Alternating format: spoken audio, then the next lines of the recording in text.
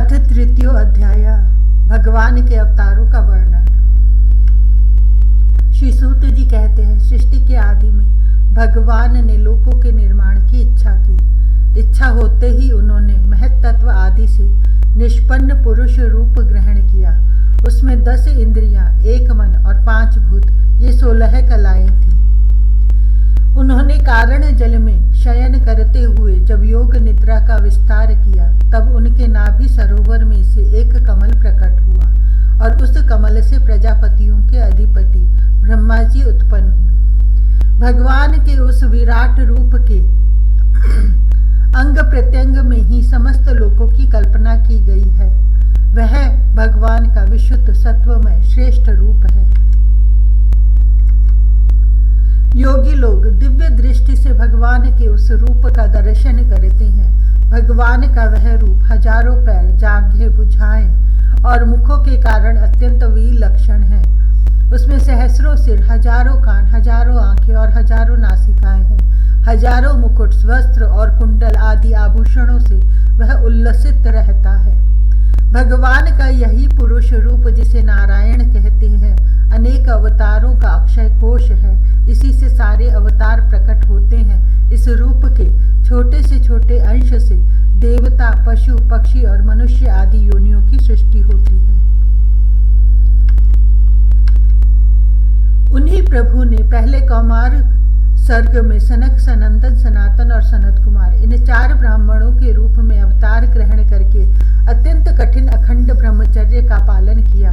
दूसरी बार इस संसार के कल्याण के लिए समस्त यज्ञों के स्वामी उन भगवान ने ही रसातल में गई हुई पृथ्वी को निकाल लाने के विचार से सूकर रूप ग्रहण किया। ऋषियों की सृष्टि में उन्होंने देव ऋषि नारद के रूप में तीसरा अवतार ग्रहण किया और सात्वत तंत्र का, जिसे नारद पांचरात्र कहते हैं, उपदेश किया। उसमें कर्मों के द्वारा किस प्रकार कर्म बंधन से मुक्ति मिलती है, इसका वर्णन है। धर्म पत्नी मूर्ति के गर्भ से उन्होंने नर नारायण के रूप में अवतार ग्रहण किया। इस अवतार में उन्होंने ऋषि बनकर मन और इंद्रियों का सर्वथा संयम करके बड़ी कठिन तपस्या की। 5वें अवतार में वे सिद्धों के स्वामी कपिल के रूप में प्रकट हुए और तत्वों का निर्णय करने वाले सांख्य शास्त्र का, जो समय के फेर से लुप्त हो गया था, आसुरी नामक ब्राह्मण को उपदेश किया। अनसुईया के वर मांगने पर 6ठे अवतार में वे अत्रि की संतान दत्तात्रेय हुए। इस अवतार में उन्होंने अलर्क एवं प्रहलाद आदि को ब्रह्म ज्ञान का उपदेश किया। 7वीं बार रुचि प्रजापति की आकुति नामक पत्नी से यज्ञ के रूप में उन्होंने अवतार ग्रहण किया और अपने पुत्र याम आदि देवताओं के साथ स्वयंभू मनवंतर की रक्षा की। राजा नाभि की पत्नी मेरु देवी के गर्भ से ऋषभ देव के रूप में भगवान ने 8वां अवतार ग्रहण किया। इस रूप में उन्होंने परमहंसों का वह मार्ग, जो सभी आश्रमियों के लिए वंदनीय है, दिखाया। ऋषियों की प्रार्थना से 9वीं बार वे राजा पृथु के रूप में अवतीर्ण हुए। शौनक आदि ऋषि, इस अवतार में उन्होंने पृथ्वी से समस्त औषधियों का दोहन किया था। इससे यह अवतार सबके लिए बड़ा ही कल्याणकारी हुआ। चाक्षुष मनवंतर के अंत में जब सारी त्रिलोकी समुद्र में डूब रही थी, तब उन्होंने मत्स्य के रूप में 10वां अवतार ग्रहण किया और पृथ्वी रूपी नौका पर बैठाकर अगले मनवंतर के अधिपति वैवस्वत मनु की रक्षा की।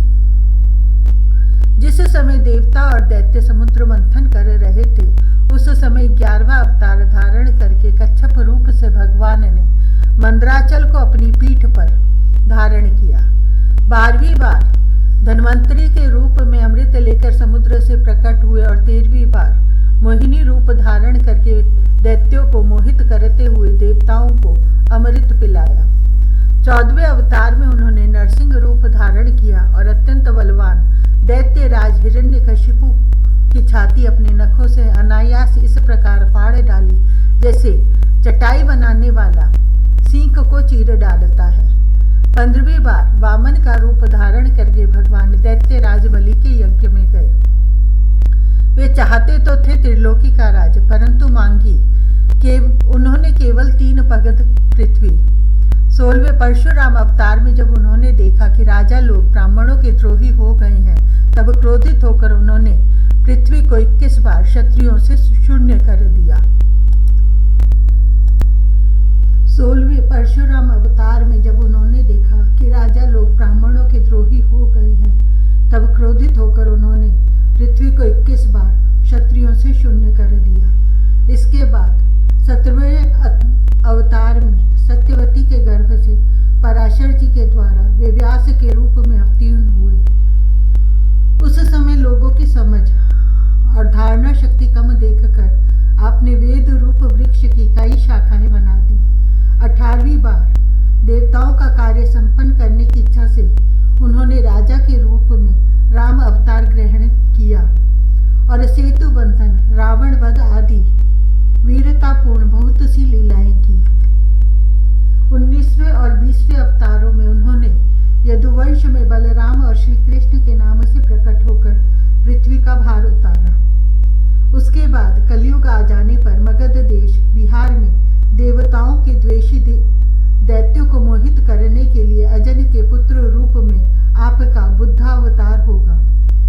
इसके भी बहुत पीछे जब कलयुग का अंत समीप होगा और राजा लोग प्रायः लुटेरे हो जाएंगे, तब जगत के रक्षक भगवान विष्णु यश नामक ब्राह्मण के घर कल के रूप में अवतीर्ण होंगे।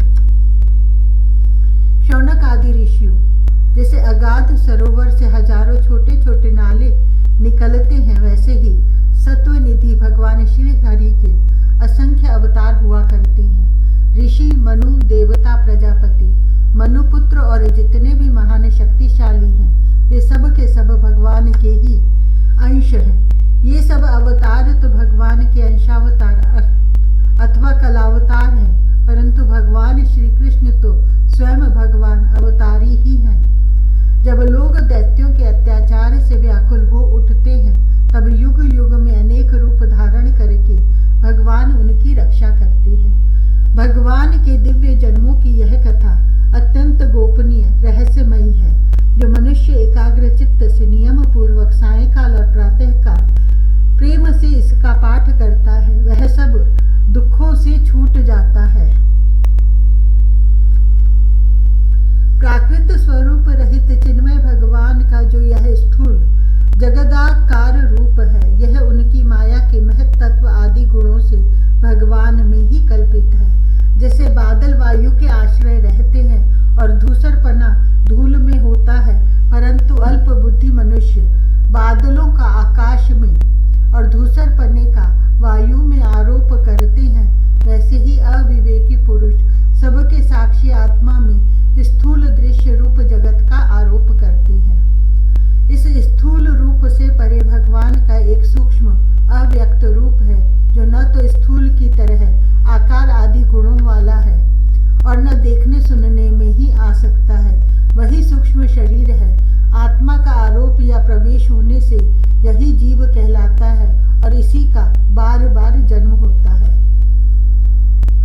उपर्युक्त सूक्ष्म और स्थूल शरीर अविद्या से ही आत्मा में आरोपित है। जिस अवस्था में आत्मस्वरूप के ज्ञान से यह आरोप दूर हो जाता है, उसी समय ब्रह्म का साक्षात्कार होता है। तत्वज्ञानी लोग जानते हैं कि जिस समय यह बुद्धि रूपा परमेश्वर की माया निवृत्त हो जाती है, उस समय जीव परमानंदमय हो जाता है और अपनी स्वरूप महिमा में प्रतिष्ठित होता है। वास्तव में जिनके जन्म नहीं है और कर्म भी नहीं है, उन हृदयेश्वर भगवान के अप्राकृत जन्म और कर्मों का तत्वज्ञानी लोग इसी प्रकार वर्णन करते हैं, क्योंकि उनके जन्म और कर्म वेदों के अत्यंत गोपनीय रहस्य हैं। भगवान की लीला अमोघ है। वे लीला से ही इस संसार का सृजन, पालन और संहार करते हैं, परंतु इसमें आसक्त नहीं होते। प्राणियों के अंतःकरण में छिपे रहकर ज्ञानेंद्रिय और मन के नियंता के रूप में अनेक उनके विषयों को ग्रहण भी करते हैं, परंतु उनसे अलग रहते हैं। वे परम स्वतंत्र हैं। ये विषय कभी उन्हें लिप्त नहीं कर सकते। सकते, जैसे अनजान मनुष्य जादूगर अथवा नट के संकल्प और वचनों से की हुई करामात को नहीं समझ पाता, वैसे ही अपने संकल्प और वेदवाणी के द्वारा भगवान के प्रकट किए हुए इन नाना नाम और रूपों को तथा उनकी लीलाओं को कुबुद्धि जीव बहुत सी तर्क युक्तियों के द्वारा नहीं पहचान सकता। चक्रपाणि भगवान की शक्ति और पराक्रम अनंत है, उनकी कोई था नहीं पा सकता।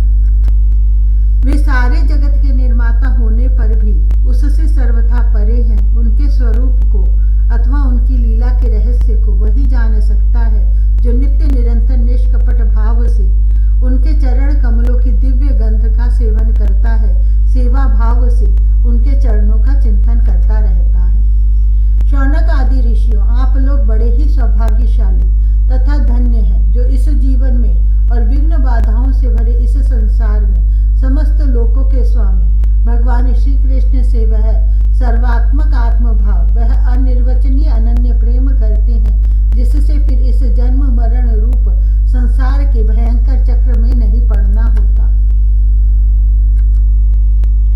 भगवान वेद व्यास ने यह वेदों के समान भगवत चरित्र से परिपूर्ण भागवत नाम का पुराण बनाया है।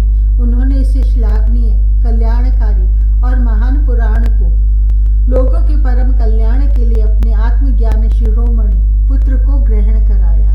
इसमें सारे वेद और इतिहासों का सार संग्रह किया गया है। शुकदेव जी ने राजा परीक्षित को यह सुनाया। उस समय वे परम ऋषियों से घिरे हुए आमरण अनशन का व्रत लेकर गंगा तट पर बैठे हुए थे। भगवान श्री कृष्ण जब धर्म ज्ञान आदि के साथ अपने परम धाम को पधार गए, तब इस कलयुग में जो लोग अज्ञान रूपी अंधकार से अंधे हो रहे हैं, उनके लिए यह पुराण रूपी सूर्य इस समय प्रकट हुआ है। शौनक आदि ऋषियों, जब महातेजस्वी श्री शुकदेव जी महाराज वहां इस पुराण की कथा कह रहे थे, तब मैं भी वहां बैठा था। वहीं मैंने उनकी कृपापूर्ण अनुमति से इसका अध्ययन किया। मेरा जैसा अध्ययन है और मेरी बुद्धि ने जितना जिस प्रकार इसको ग्रहण किया है, उसी के अनुसार इसे मैं आप लोगों को सुनाऊंगा। इति श्रीमद्भागवते महापुराणे पारमहंस्यां संहितायां प्रथम स्कंधे नैमिषीय उपाख्याने तृतीय अध्याय।